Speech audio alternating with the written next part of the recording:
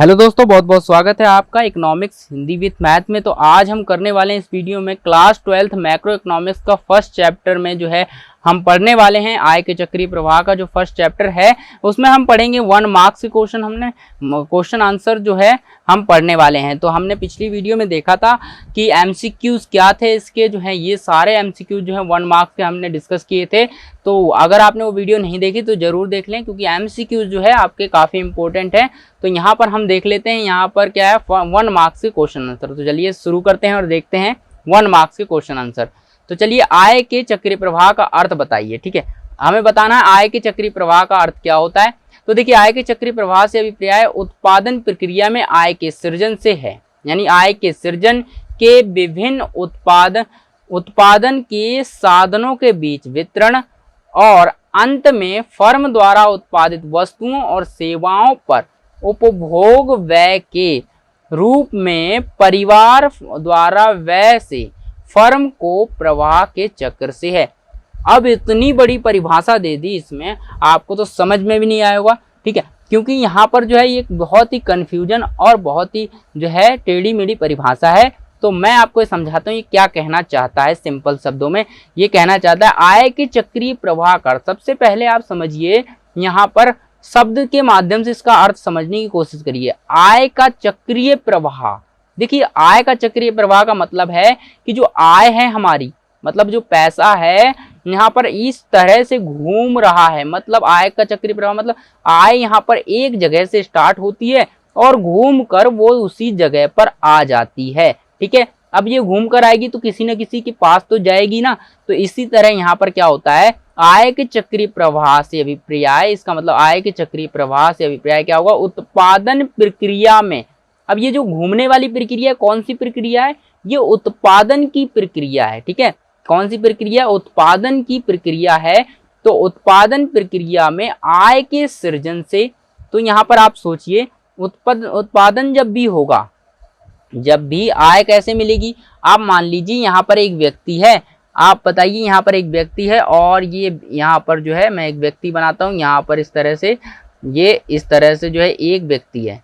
ठीक है, ये एक आदमी है और ये आदमी क्या करेगा, इसको पैसे चाहिए। अब इसको पैसे चाहिए तो कहाँ से मिलेंगे इसको पैसे, इसको पैसे मिलेंगे कि उत्पादन प्रक्रिया के अंतर्गत क्या करेगा, आय का सृजन, यानी काम करेगा। कहीं पर भी क्या करेगा, काम करेगा तो उसे आय मिलेगी। यानी काम, ये मान लीजिए एक फैक्ट्री में जाता है और ये काम करता है, उसके बाद इसको आय मिलती है और इसको पैसा मिलता है। तो क्या है, उत्पादन प्रक्रिया, जहां पर उत्पादन हो रहा वस्तुओं का वहां पर ये जाएगा, वहां पर इसको क्या मिलेगी, आय मिलेगी। तो उत्पादन प्रक्रिया में आय के सृजन से है, यानी सृजन से आय के विभिन्न उत्पादन के साधनों के बीच वितरण। अब देखिए यहाँ पर जो शब्द आया, सबसे पहले यहाँ तक समझ आया कि एक उत्पादन प्रक्रिया होती है, वहां उत्पादन प्रक्रिया के माध्यम से क्या किया जाता है, व्यक्ति काम करते हैं और व्यक्ति काम करने के बाद वहां से आय प्राप्त करते हैं। तो आय कैसे प्राप्त करेंगे, यहाँ पर देखिए विभिन्न उत्पादन के साधनों के बीच, जो भी उत्पादन के साधन है, उत्पादन प्रक्रिया में जो भी साधन यूज हो रहे हैं, जो भी इस्तेमाल हो रहे हैं, उन साधनों के बीच में, उन साधनों के बीच में क्या, उन साधनों के बीच में जो वितरण करेंगे हम। जैसे कि मान लीजिए एक फर्म है और वो फर्म क्या कर रही है, मान लीजिए यहाँ पर जो है एक फर्म बना लेता हूँ, ये फर्म है और इस फर्म के अंदर वस्तुओं और सेवाओं का उत्पादन होता है। ठीक है, ये वस्तुओं सेवाओं का उत्पादन होता है, ये व्यक्ति यहाँ पर जाता है और काम करता है और जितने भी उत्पादन प्रक्रिया में जो भी साधन है, मशीन है, ये व्यक्ति काम कर रहा है, तो इन सबको क्या करेंगे, उत्पादन के साधनों के बीच जो है आय का क्या किया जा रहा है, वितरण किया जा रहा है। मतलब बांटेंगे सबको, इसको भी पैसा देंगे, मशीन में पैसा लगेगा, तो हर जगह जहां जहां पैसा लगेगा उत्पादन प्रक्रिया में लगाएंगे। तो यहाँ पर क्या होगा, उत्पादन प्रक्रिया में आय का सृजन होगा और उसके साथ साथ जो है साधनों के, जो है उत्पादन के जो साधन है उनके बीच उनका वितरण किया जाएगा, यानी आय दी जाएगी सबको। और अंत में फर्म द्वारा उत्पादित, जो अब उसके बाद ये क्या करेगी, फर्म जो भी वस्तु और सेवाएं उत्पादित करेगी, जो भी यहाँ से निकलेगा बाहर, उसके बाद ये उनका क्या करेगी, यहाँ पर जो है अंत में क्या करेगी, ये देखिए अंत में यहाँ पर फर्म उत्पादित वस्तु और सेवाओं पर उपभोग व्यय के रूप में परिवार द्वारा व्यय से फर्म को प्रवाह चक्र से, मतलब अब यहाँ पर समझिए क्या कह रहा है ये, यहाँ पर ये जो उत्पादन करेगी, जो भी वस्तुएं अंतिम वस्तु उत्पादित करेगी, देखिए यहाँ पर उत्पादन प्रक्रिया चली तो यहाँ पर वस्तुएं उत्पादित होंगी, और जो वस्तुएं यहाँ पर उत्पादित हुई हैं, जो भी वस्तुएं उत्पादित हुई हैं यहाँ पर बनी हैं, वो क्या किया जाएगा, उन वस्तुओं को क्या करेंगे हम, जो वस्तुएं बनी हैं तो ये बाजार में बेचेंगे। तो बाजार में जाने के बाद यहाँ पर जो है उपभोक्ता, ये लोग जो जिन्होंने काम किया था यहाँ पर, अब उन्होंने पैसा ले लिया फर्म से, उसके बाद अब फर्म ने वस्तुओं को बनाया और बाजार में लेकर आई, उसके बाद ये उपभोक्ता जाएगा, इसके पास मनी है, पैसा है, और ये पैसा लेकर जाता है दुकान में और वहां से वस्तुएं खरीदेगा। तो यहाँ पर पैसा फिर से कहाँ जाएगा, फर्म के पास पैसा जाएगा, क्योंकि फर्म का वह सामान है और वो बाजार में बेचा जा रहा है। तो यानी उपभोग व्यय के रूप में, यानी उपभोक्ता है और इसने व्यय कर लिया, कि इसके रूप में क्या होगा, परिवार द्वारा फर्म, यानी परिवार द्वारा किया जाएगा, तो परिवार का एक सदस्य होगा ये, तो परिवार द्वारा किया जाए तो फर्म की ओर प्रवाह से, तो अब यहाँ फर्म की ओर प्रवाह होगा। तो अब सीधी सी बात है, यहाँ पर एक फर्म है, यहाँ पर उत्पादन किया जा रहा है वस्तुओं और सेवाओं का, तो उत्पादन में जो भी संसाधन लगेंगे तो फर्म क्या करेगी, उसका भुगतान करेगी। जैसे कि आदमी काम करेगा तो इसको पैसा देगी, मशीनें लगेंगी उसको पैसा देगी, मतलब जितना कच्चा माल लगेगा उसका पैसा लगेगा, यानी फर्म क्या करेगी, पैसा देगी पहले, यानी आय उत्पादन प्रक्रिया में सबसे पहले आय सृजन करेगा ये व्यक्ति, ठीक है, और यहाँ पर जो है बाकी चीजों का भी भुगतान फर्म करेगी।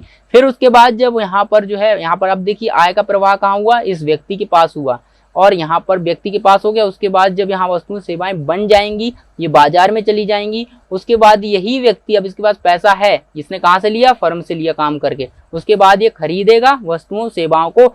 तो यहाँ पर जब वो खरीदेगा तो यहाँ पर ये कोई कीमत देगा, उसकी कीमत देगा, पैसा देगा, तो वो पैसा किसके पास जाएगा, दुकानदार ने कहाँ से खरीदा होगा यहाँ पर वस्तु सेवाओं को, उसने खरीदा फर्म से, तो यहाँ पर फर्म के पास वो सीधा पैसा जाएगा, जो पैसा ये खर्च करेगा वस्तु सेवा खरीदने पर फर्म से खरीदेगा, तो अब ये दोबारा इसके पास चली जाएगा पैसा का पैसा, फिर वो दोबारा ऐसा करेगा। तो इस तरह से जो चक्र चलता है उसे कहते हैं हम आय का चक्रीय प्रवाह।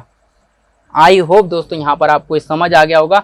अगर कोई भी डाउट है तो कमेंट करके पूछ सकते हैं, मुझे नहीं लगता आपको यहाँ पर डाउट होगा इसके बाद। तो आप देखिए, जरूरी नहीं है यहाँ पर जो है, इस परिभाषा तो बहुत ही डिफिकल्ट सी लिखी है, लेकिन आप जो है इसको समझ गए ना एक बार, तो आप, अगर आपको नहीं भी आता होगा ना, ये परिभाषा याद भी नहीं है, तो आप इस तरह से लिख सकते हैं और आप ना जो है कम से कम 1 नंबर ले सकते हैं, ठीक है। तो देखिए 1 नंबर के लिए आपको कितनी मेहनत करनी पड़ रही है, तो मेहनत तो करनी ही पड़ती है। तो चलिए देखते हैं यहाँ पर क्वेश्चन नंबर 2, आय के चक्रीय प्रवाह के 3 चरण बताइए। तो आय के चक्रीय प्रवाह के 3 चरण बताने आपको कौन कौन सा है। सबसे पहले होता है आय का चक्रीय प्रवाह का एक चरण होता है जिसका नाम है उत्पादन होता है, दूसरा होता है वितरण होता है, और व्यय होता है। तो सबसे पहले वस्तु का फर्म जो है उत्पादन करती है, उसके बाद वस्तु का उत्पादन करने के बाद उसको बाजार में लेकर जाती है, बेचती है, उसके बाद जो है एक उपभोक्ता एक खरीद करके व्यय करता है, ठीक है।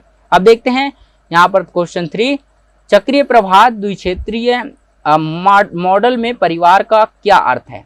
तो यहाँ पर कह रहा है चक्रीय प्रवाह में द्विक्षेत्रीय मॉडल का क्या अर्थ होता है, परिवार में क्या अर्थ है, ठीक है। तो यहाँ पर क्या होगा, परिवार फर्म को साधन सेवाएं प्रदान करती है, सीधी सी बात है, परिवार क्या करेगा, फर्म को साधन सेवाएं देगा। ये व्यक्ति है खुद जाएगा काम करेगा, एक तरह से ये फर्म का साधन बनेगा वस्तुओं को उत्पादित करने में।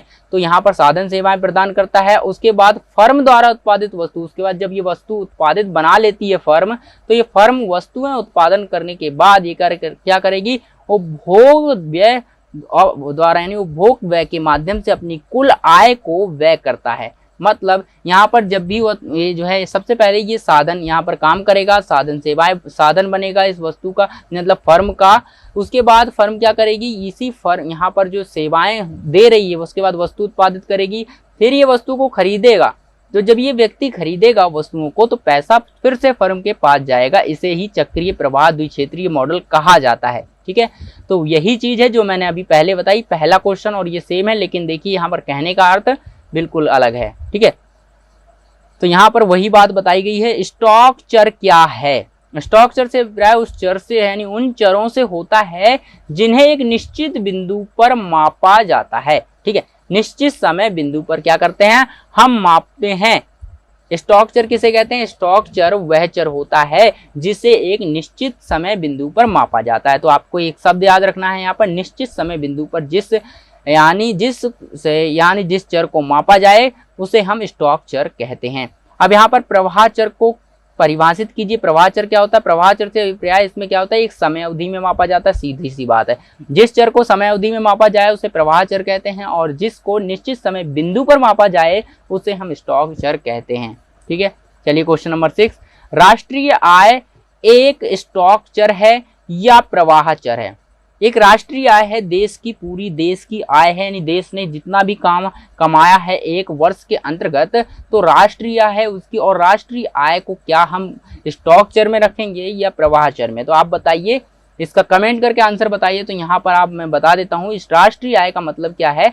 राष्ट्रीय आय के देखिए, ये आप सबसे पहले सोचिए, जब भी आपसे पूछा जाए ना राष्ट्रीय आय और स्टॉक मतलब स्टॉक चर और प्रवाह चर, तो इन दोनों में बताइए कौन सा किसका उदाहरण है। तो यहाँ पर आपको ये याद रखना है कि जब भी स्टॉक पूछा जाए आपसे, तो स्टॉक पूछेगा तो आपको याद रखना है कि आपको देखिए फिक्स चीज लिखनी है, यानी अगर आपको सोचना है वो फिक्स होनी चाहिए, उसमें कोई परिवर्तन नहीं होना चाहिए, समय के साथ कोई भी परिवर्तन नहीं होना चाहिए। ठीक है, लेकिन प्रवाह में क्या होगा? समय गुजरते ही परिवर्तन होगा और ये आवृत्ति होगी, मतलब ये बार बार होता रहेगा। देखिए राष्ट्रीय आय हमें क्या होती है? बार बार निकालनी पड़ती है, हर वर्ष निकालनी पड़ती है। तो यहाँ पर क्या होगा? ये प्रवाह का भाग बनेगा। तो इसीलिए यहाँ पर राष्ट्रीय आय जो है एक प्रवाह चर है, क्योंकि ये समय अवधि में मापा जाता है। एक समय अवधि में, तो ये शब्द याद रखें, एक समय अवधि में मापा जाएगा तो ये यहाँ पर क्या है? राष्ट्रीय आय। यहाँ पर स्टॉक चर नहीं, प्रवाह चर कहलाएगा। ठीक है, अब देखते हैं चक्रीय प्रवाह के दो प्रकार कौन से हैं। जो चक्रीय प्रवाह होता है उसके दो प्रकार कौन कौन से हैं वो देख लेते हैं, फटाफट देखते हैं। चक्रीय प्रवाह के दो प्रकार हैं यहाँ पर, वास्तविक प्रवाह और भौतिक प्रवाह। ठीक है, अब आपको ये नहीं पता तो आप जो है इसकी फर्स्ट चैप्टर की वीडियो देख सकते हैं, चैनल पर आपको मिल जाएगी, प्लेलिस्ट में सारी वीडियो आपको उपलब्ध है, सारी वीडियो मिल जाएंगी, तो वहां से आप इनको देख सकते हैं, वहां से आप जो है डिटेल में जो है चैप्टर पढ़ सकते हैं। ठीक है, अभी तो हम यहाँ पर क्वेश्चन आंसर ही डिस्कस कर रहे हैं। चलिए, वास्तविक प्रवाह या भौतिक प्रवाह का क्या अर्थ है? वास्तविक प्रवाह किसे कहते हैं और भौतिक प्रवाह? देखिए यहाँ पर आपको इसका भी जवाब मिल जाएगा। तो चलिए देखते हैं वास्तविक प्रवाह क्या होता है। वास्तविक प्रवाह और भौतिक प्रवाह से अभिप्राय परिवार द्वारा, यानी परिवार द्वारा फर्म को साधन सेवाओं के प्रवाह से है और बदले में फर्म द्वारा परिवार को वस्तुओं सेवाओं के संगत प्रवाह से है। तो बात पता है, ये घुमाकर जो बात कह रहे हैं, ये क्या बोला है इन्होंने? ये कह रहे हैं ये जो फर्स्ट क्वेश्चन है ना, फर्स्ट वाला हमारा, ये सेम चीज बताई गई है। फर्स्ट और यहाँ पर जो एक क्वेश्चन था, यहाँ पर क्या था? ये वाला थर्ड वाला, ये थर्ड फर्स्ट और यहाँ पर ये जो क्वेश्चन है ये बिल्कुल सेम चीज बताई गई है। इसमें क्या है? वास्तविक प्रवाह और भौतिक प्रवाह, दोनों जो वास्तविक प्रवाह और भौतिक प्रवाह होते हैं, इससे अभिप्राय क्या होता है कि इसका मतलब होता है वास्तविक प्रवाह हो चाहे भौतिक प्रवाह हो, इसका मतलब होगा यहाँ पर देखिए क्या होगा? परिवार द्वारा फर्म को साधन सेवाएं, यानी परिवार क्या करेगा? सीधी सी बात, परिवार क्या करेगा? फर्म को देगा, साधन सेवाएं देगा और उसके बदले में जब फर्म क्या करेगी? फर्म वस्तुओं सेवाओं को बना लेगी, बनाने के बाद वो क्या कर सकती है? परिवार को वस्तुओं और सेवाएं देगी और यहाँ पर इस तरह से वस्तुओं सेवाओं का प्रवाह परिवार के पास होगा और जो है साधन सेवाओं का प्रवाह जो है फर्म के पास होगा। ठीक है, तो ये हो गया। अब यहाँ पर देखते हैं क्वेश्चन नंबर 9, नाम मात्र प्रवाह, मौद्रिक प्रवाह को परिभाषित कीजिए। मौद्रिक प्रवाह सीधा सा है, मुद्रा का प्रवाह मौद्रिक प्रवाह है। तो यहाँ पर क्या है? मौद्रिक प्रवाह नाम मात्र का प्रवाह। देखिए नाम मात्र, यहाँ पर नाम मात्र का प्रभाव कहलाता है। अगर दूसरा शब्द आपसे पूछ लिया जाए कि यानी मौद्रिक प्रवाह को और किस नाम से जाना जाता है, तो आप यहाँ पर कह सकते हैं मौद्रिक प्रवाह को जो है यहाँ पर नाम मात्र का प्रवाह कहा जाता है। या वास्तविक प्रवाह को और किस नाम से जाना जाता है? भौतिक प्रवाह के नाम से जाना जाता है। तो ये हो गया। अब यहाँ पर देखिए, यहाँ पर क्या है? से अभिप्राय फर्म द्वारा परिवार को, फर्म द्वारा, अब फर्म क्या करेगी? परिवार को साधन सेवाएं जो है एवज में अब क्या करने वाली है? मुद्रा देने वाली है, साधन भुगतान देगी, यानी पैसा देगी। जैसे भी साधन यूज करेगी फर्म, उसके बदले में पैसा देगी। उसके बदले फर्म पैसा देने के बाद जो है वस्तुओं सेवाओं का उत्पादन कर लेगी। जब उत्पादन कर लेगी तो भोक्ता क्या करेगा? व्यय करेगा। यहाँ पर किसके रूप में? मुद्रा प्रवाह के रूप में, यानी मुद्रा क्या है? भोक्ता जैसे ही जाएगा बाजार में, वहां से वस्तुएं सेवाएं खरीदेगा तो वो व्यय करेगा। ठीक है, चलिए अब देखते हैं यहाँ पर ये अब आता है यहाँ पर एक सरल अर्थव्यवस्था में जो है सरल अवस्था के क्षेत्रीय, मतलब एक सरल अर्थव्यवस्था में दो क्षेत्रों के नाम बताइए। जिनमें वास्तविक प्रवाह होता है। सरल अवस्था में कौन सी, मतलब सरल जो है अर्थव्यवस्था में कौन से दो क्षेत्र हैं जिनमें वास्तविक प्रवाह होता है? पहला क्षेत्र आता है परिवार क्षेत्र, दूसरा होता है फर्म क्षेत्र। ठीक है, तो वहां पर अभी तक हमने यहाँ पर इतने सारे डिस्कस कर लिए। तो अभी देखिए यहाँ पर हमारे पास जो है क्वेश्चन जो है 3 नंबर 4 नंबर और यहाँ पर काफी सारे क्वेश्चन आंसर हैं। 3-4 के नंबर मार्क्स के भी हैं, 6 मार्क्स के भी हैं। तो अगर आप जो है कहेंगे तो ये भी करा देंगे, लेकिन अभी आपके पास टाइम नहीं है, तो आपके 1 मार्क्स और मल्टीपल चॉइस क्वेश्चन आंसर में ही मैं आपको करा देता हूँ। अगर आपने इतना ही कर लिया तो आप सभी चैप्टर के आपने इतने क्वेश्चंस अच्छे से कर लिए, तो उसके बाद आपको जो है यहाँ पर मल्टीपल चॉइस क्वेश्चन आंसर और उसके बाद यहाँ पर जो फर्म के ये जो यहाँ पर जो बुक्स, मतलब जो ये 1 मार्क्स के जो क्वेश्चन आंसर है, आपको कोई परेशानी नहीं आएगी। आई होप ये वीडियो आपको अच्छी लगी होगी। अगर अच्छी लगी तो वीडियो को लाइक करें और चैनल पर पहली बार आए हैं तो चैनल को सब्सक्राइब करके बेल आइकन जरूर दबा लें, ताकि आपको जो है नई वीडियो की नोटिफिकेशन समय समय पर मिलती रहे। तो चलिए फिर मिलते हैं एक नई वीडियो में एक नए टॉपिक के साथ।